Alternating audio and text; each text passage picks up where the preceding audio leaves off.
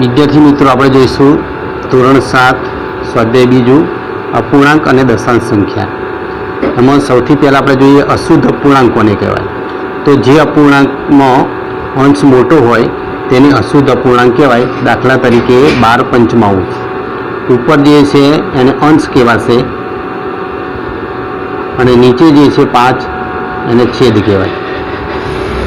આગળ જોઈએ આપણે શુદ્ધ અપૂર્ણાંક।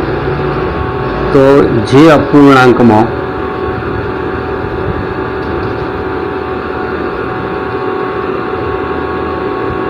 अंश नानो होय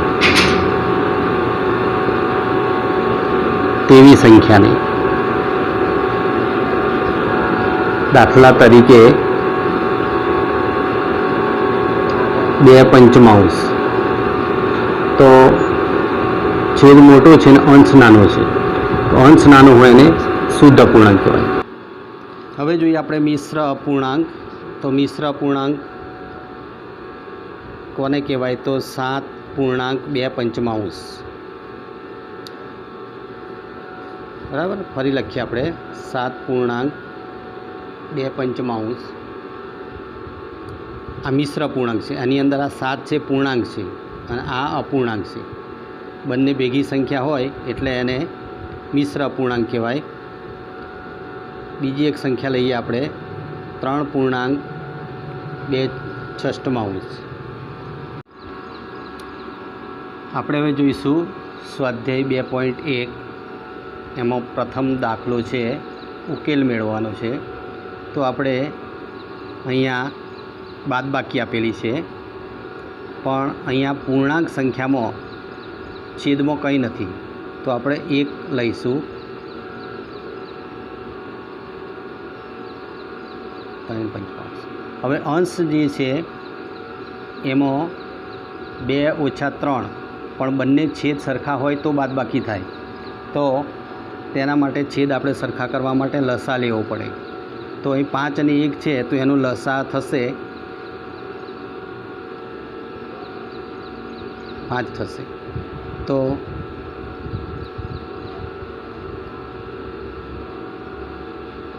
1 ने 5 जोड़े गुणीए तो 5 लसा थशे। 5 × 1 = 5। अहींया 5 गुण्या तो ऊपर पण 5 वडे गुणवाना तो थशे 5 × 2 = 10 अने नीचे 5 × 1 = 5।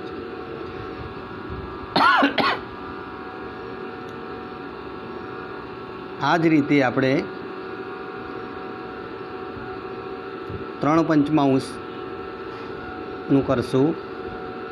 3 पंचमांश 5 ने કેટલા જોડે ગુણીએ તો લસા 5 થશે તો 1 જોડે તો ઉપર પણ 1 જોડે ગુણવાના।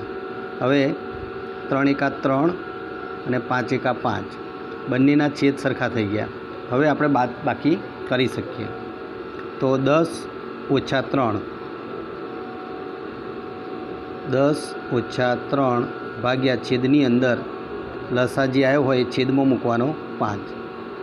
10 मांथी 3 जाए तो 7 नीचे 5 आ जवाब आयो। बीजो दाखलो छे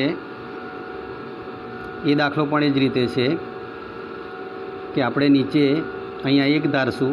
हवे 1 અને 8 नो लसा करीए तो लसा 8 थशे कारण कि अहींया 1 है एटला माटे 8 ज लसा रहेशे।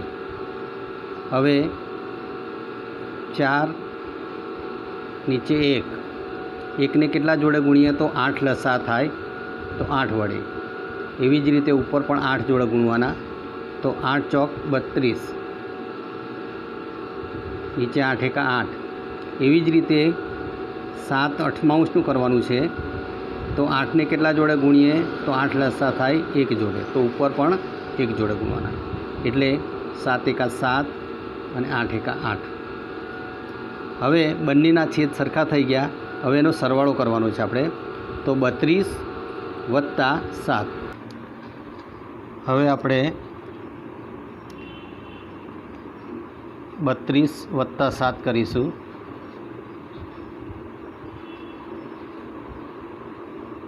39 नीचे 8 39 अष्टमांश એનો જવાબ આવ્યો। હવે જોઈએ ત્રીજી આઈટમ। તો અહીંયા બંનેને છેદ સરખા નથી, 5 અને 7, તો 5 અને 7નો લસા લેવો પડે। 5 અને 7 એનો લસા લઈએ આપણે। તો 2 વડે કોઈ સંખ્યા ભાગી શકાય એવી નથી, 3 વડે પણ નથી, એટલે આપણે 5 એકા 5, 7ના 7, હવે 7 એકલા છે તો 7ને આપણે 7 એકા 7, એટલે 7 પંચા 35, તો લસા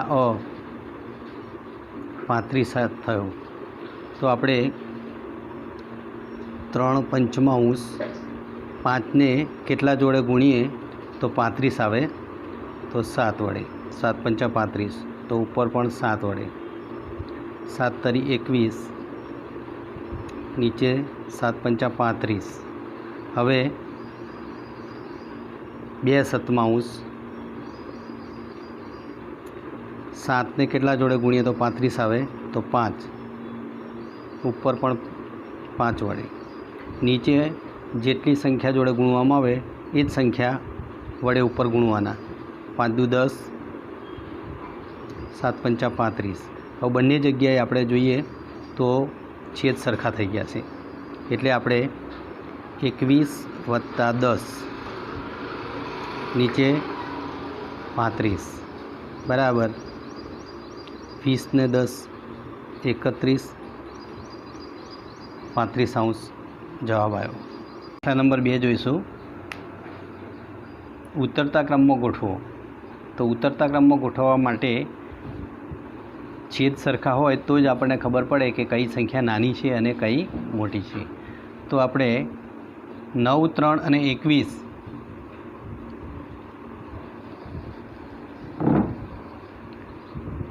એનો આપણે લસા કરીશું।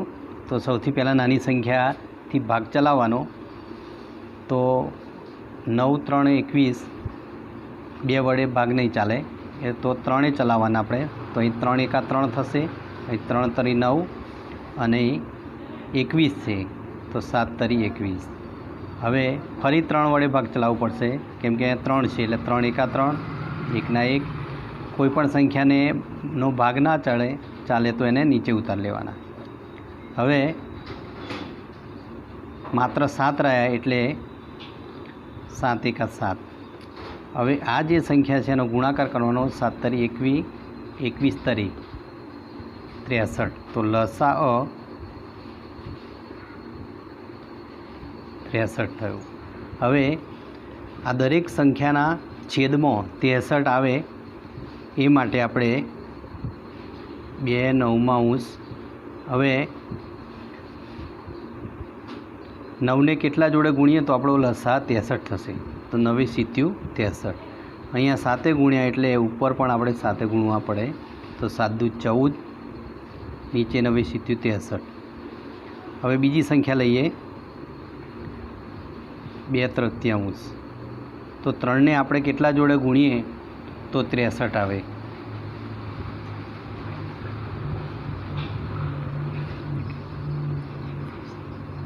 એકવીસ તરી 63, તો આપણે ઉપર પણ 21 વડે ગુણવા પડશે, 21 દુ 42 અને 21 તરી 63। હવે 8 21 21 ને કેટલા જોડે ગુણીએ તો 63 આવે, 3, તો ઉપર પણ 3 જોડે ગુણવાના, તો 8 તરી 24 અને 21 તરી 63। આપણે જોઈએ તો આ દરેકના છેદને અંશની અંદર સંખ્યા અલગ હશે, પણ છેદની અંદર સંખ્યા સરખી થવી જોઈએ, 63, 63 અને 63। હવે આપણે નક્કી કરી શકશું કે નાની સંખ્યા કઈ છે અને મોટી સંખ્યા કઈ છે। તો 14, 42 અને 24 એની અંદર આ નાની સંખ્યા છે, એટલે આપણે ઉતરતા ક્રમમાં ગોઠવવા માટે સૌથી પહેલાં મોટી સંખ્યા લખવી પડશે। તો મોટી છે 42, 63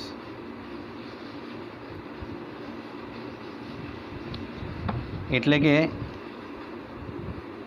42 63 એટલે કે 2/3 સંખ્યા એ સૌથી મોટી છે, એટલે આપણે સંખ્યા એ પહેલી લખશું 2/3.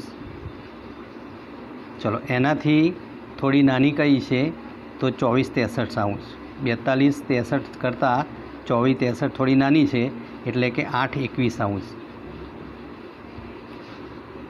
એ થોડી નાની છે. ચલો, એનાથી નાની 14 63 એટલે કે 2 9. તો આ આપણે ઉતરતા ક્રમની અંદર ગોઠવ્યા છે. આ સૌથી મોટી સંખ્યા, એનાથી નાની અને આ એનાથી નાની. હવે જોઈશું આપણે ચોથો દાખલો.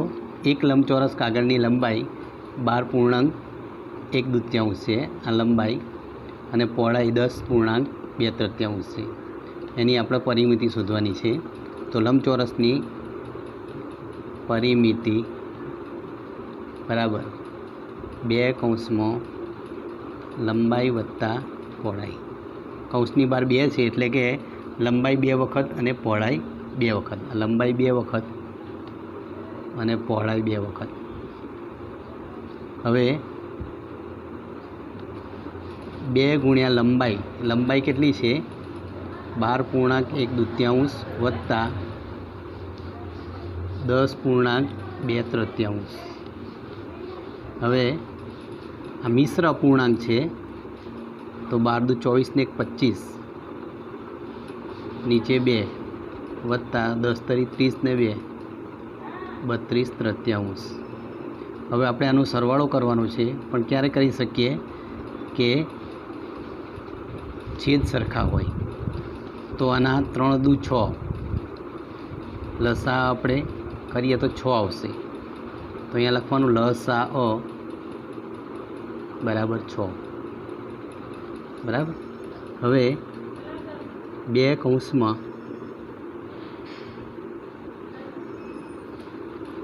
2 ને કેટલા જોડે ગુણીએ તો લસા 6 થશે? તો 3 વડે. ઉપર પણ 3 વડે વત્તા 32, નીચે 3. 3 ને 2 વડે ગુણીએ તો લસા 6 થશે, એટલે ઉપર પણ 2. હવે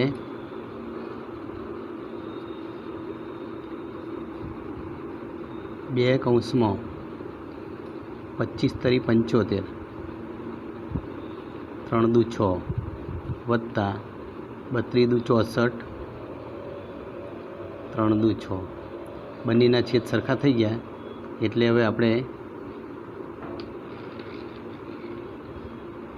75 વત્તા 64 લસા 6. આ બંનેનો આપણે સરવાળો કરશું, તો સરવાળો થશે 2 કૌંસમાં 139 ભાગ્યા 6. હવે અહીંયા આપણે ગુણાકારનો સંબંધ છે, એટલે 2 તરી 6 બરાબર 139 ભાગ્યા 3. આની પરિમિતિ આવી.